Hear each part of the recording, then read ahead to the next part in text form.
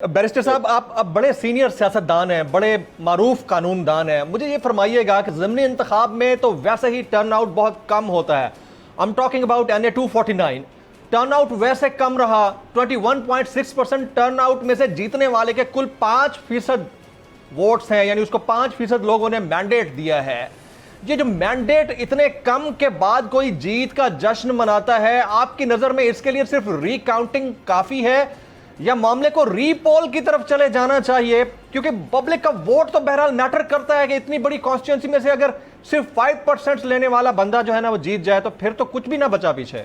Barrister साहब, नहीं, जो मारूफ और मुरव्वज ज़ाब्ते हैं जी और कवानीन हैं और रवायात हैं, उनके तहत तो 5% वोट लेने वाला अगर सबसे ज़्यादा वोट लेता है जी तो वो जीत जाता है। ये तो मुरव्वज, और ये कि आज से नहीं, ये 100-150 साल से, और दुनिया में तो मगरिब में तो जब से इलेक्शंस का 300 साल से सिलसिला शुरू हुआ है जी ये ऐसे ही चलता है। और हमारे यहाँ और बरे सगीर में भी, सारे बरे सगीर में जो मुरव्वज और राइज रिवायात और कवानीन है, तरीक़ाकार, तो इस पे एतराज़ नहीं किया जा सकता। कानून ही ये कहता है कि जिसको सिंगल कंस्टिट्यूंसी में सबसे ज़्यादा वोट मिले, उसकी गिनती सबसे ज़्यादा हो, वो डिक्लेयर होगा। राइट। नून लीग पाकिस्तान पीपल्स पार्टी पर इल्ज़ाम लगाती है और कहती है कि आप लोगों ने ये NA 249 का जो इलेक्शन था इसको मैनेज करवाया, तो और वो कहती है कि मिफ्ता इस्माइल यहाँ से जीत चुके थे। क्या वाकई इसमें किसी हद तक कोई सदाकत है? ये इल्ज़ाम बरा इल्ज़ाम है पाकिस्तान मुस्लिम लीग नवाज का पीपल्स पार्टी के ऊपर। मुस्लिम लीग नवाज दरअसल हारने की स्पिरिट में कभी नहीं उनमें आई, और वो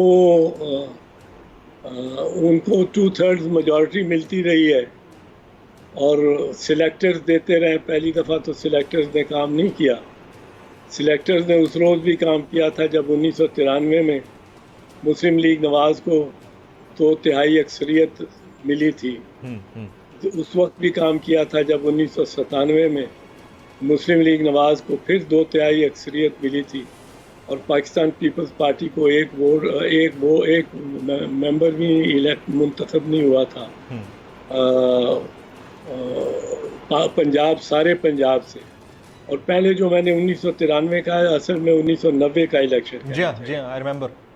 1990 में इनको 2/3 अक्सरियत मिली, 1997 में इनको 2/3 अक्सरियत मिली।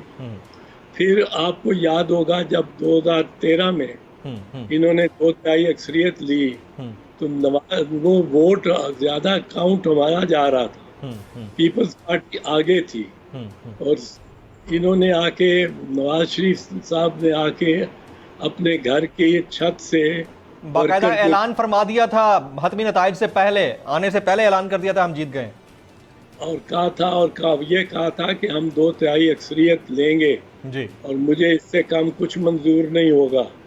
तो फिर सिलेक्टर्स को ये पैगाम पहुंच गया था कि 2/3 अक्सरियत देनी इनको ज़रूरी है, इनकी डिमांड ही 2/3 अक्सरियत है। तो तीनों मरतबा 2/3 अक्सरियत मिली, जिससे ये आइन और कानून में भी। तो इससे तो ये लग रहा है फिर NA 249 में भी फिर कोई सिलेक्टर्स की कार फरमाई है, आप ये कहना चाह रहे हैं? नहीं, NA 42 में अगर सिलेक्टर्स की होती ना, 249 मेरे 249 में जी, तो मेरे ख्याल में वोट इससे ज्यादा पड़ा होता। राइट। बैरिस्टर साहब, सवाल तो बहुत सारे हैं और मैं उसकी तफसील में भी जाना चाहता हूं, लेकिन अभी एक इंपॉर्टेंट सवाल ये है कि ये बशीर मेमन साहब अचानक से कहां से आ गए हैं और इनके पीछे कौन है आपकी नजर में? अब मैं तो बशीर मेमन साहब को ज़्यादा नहीं जानता हूँ। 2-3 मरतबा सुप्रीम कोर्ट में सरेराह मुलाकात हुई है इनसे, और गुफ्तगू हुई है, लेकिन वो आप पैरवी कर रहे थे पीपल्स पार्टी के लीडर्स के ख़िलाफ़, बशमूल खुर्शीद शाह साहब के, आसिफ जरदारी साहब के, इनके ख़िलाफ़ केसेस को आप कर रहे थे। तो मैंने आप में जो आपकी बातों से मैं आपको काफ़ी आपका नेगेटिव व्यू है पीपल्स पार्टी की क़यादत के बारे में, बशीर मेमन साहब का। बशीर मेमन साहब, ठीक। और आपने केसेस किए हुए थे उनके खिलाफ, तैयार थे, हुए हुए थे, और उनको जस्टिफाई आप करते थे सुप्रीम कोर्ट के बेंच में। साकिब निसार साहब का बेंच था। तो ये मेरी उनसे मुलाकात थी ज़्यादा से ज़्यादा। फिर इत्तेफाक से मैंने इनका बयान देखा, तो बयान तो मुझे, क्योंकि वो एक बैकग्राउंड है, इनको देखते जब भी आप पढ़ें इनके बयान को या सुने, तो इनसे ताल्लुक़ नहीं है उससे मुतालिक, लेकिन मरियम नवाज शरीफ साहबा की वो प्रेस कॉन्फ्रेंस ज़रूर याद रखें जिसमें उन्होंने फरमाया, अरशद मलिक के बारे में वीडियो वाली बात की थी। वीडियो इन्होंने दिखाई थी मीडिया को, और मीडिया के ज़रिए सारे पाकिस्तान को, और उस वीडियो में एतराफ़ कर रहे होते हैं अरशद मलिक साहब मरहूम, जिनको मालूम नहीं उस वक्त के फिल्म बन रही है, पर वो एतराफ़ कर रहे हैं कि मैंने। तो आपको लगता है कि इनकी भी कोई फिल्म बनी हुई है, तभी इन्होंने बयान दिया ऐसा? अब अगर आप उस इंटरव्यू में, उस प्रेस कॉन्फ्रेंस में बीबी की, मरियम बीबी की अगर देखें, तो उन्होंने खुद कहा है, खुद फरमाया, मैं नहीं कह रहा हूँ। अगर आप निकाल सकें तो आपके प्रोड्यूसर उसको सुना दें। वो उन्होंने खुद कहा कि मेरे पास और भी बहुत सारा सबूत है, बाकी लोग भी ख्याल रखें, याद रखें।